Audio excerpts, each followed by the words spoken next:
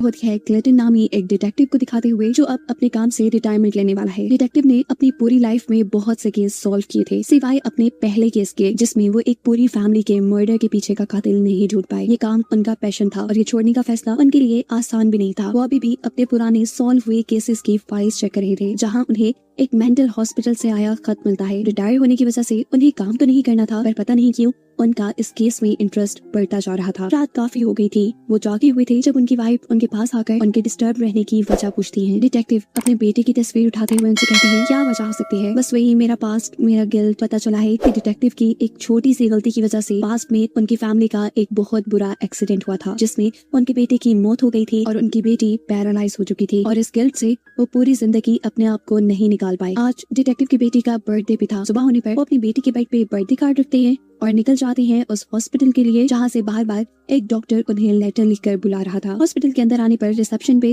सबसे पहले उसकी गन ले ली जाती है, क्योंकि ये एक मेंटल हॉस्पिटल था और यहाँ किसी भी किस्म का हथियार ले जाना मना था। डिटेक्टिव डॉक्टर के रूम में आते हैं तो डॉक्टर उनका ऐसे वेलकम कहते हैं जैसे उन्हीं के इंतजार में वो बैठे थे। डिटेक्टिव जब डॉक्टर से उनको यहाँ बुलाने की वजह पूछते हैं तो डॉक्टर उन्हें एक ऐसे पेशेंट के बारे में बताते हैं जो काफी अजीब था। वो पागल नहीं था, वो अपने आप को सिविल वॉर का एक सोल्जर बताता था। सिविल वॉर इस वक्त से तकरीबन 100 साल पहले हुई थी। रिकॉर्ड्स के मुताबिक वो आदमी सिविल वॉर में मारा जा चुका है, लेकिन अजीब बात यह है कि ये आदमी 20 साल पहले जिंदा पाया गया। ऐसा पॉसिबल तो था ही नहीं कि उस वक्त के लोग अभी तक जिंदा हो। डिटेक्टिव को डॉक्टर की बातें बचकाना लग रही थी। वो डॉक्टर से पूछते हैं कि आखिर आपने मुझे यहाँ बुलाया क्यों? डॉक्टर बताते हैं उस आदमी से मिलने के लिए। वो पिछले कई सालों से मेरे पास है और आपका नाम लेता है। उसके मुताबिक वो आपको अपनी स्टोरी सुनाएगा। जवाब में डिटेक्टिव कहते हैं, देखिए डॉक्टर, मैं इस काम से रिटायरमेंट ले चुका हूँ। मेरे पास ऐसे केसेस सॉल्व करने का बिल्कुल टाइम नहीं है और आज तो मैं इस आदमी से मिल भी नहीं सकता, क्योंकि आज मेरी बेटी का बर्थडे है। अगर आप कहती हैं तो मैं किसी पुलिस वाले को भेज देता हूँ उसका बयान रिकॉर्ड करने के लिए। डिटेक्टिव की ये बात सुनकर डॉक्टर उसे एक पेज दिखाते हैं जिस पर बार बार उस आदमी ने डिटेक्टिव क्लेटन का ही नाम लिखा हुआ था, और यही बात डॉक्टर क्लेटन को उस पेशेंट से मिलने पर मजबूर भी कर देती है। उस आदमी के पास जाते हुए डॉक्टर डिटेक्टिव से कहते हैं, मैंने बहुत से लोगों का इलाज किया, लेकिन ये आदमी थोड़ा अलग है, ऐसे जैसे किसी पावर ने उसे पोसेस किया हो। लोगों की नजरों में वो पागल है, लेकिन मुझे उसकी दिमागी हालत बिल्कुल खराब नहीं लगती, और शायद इसी वजह से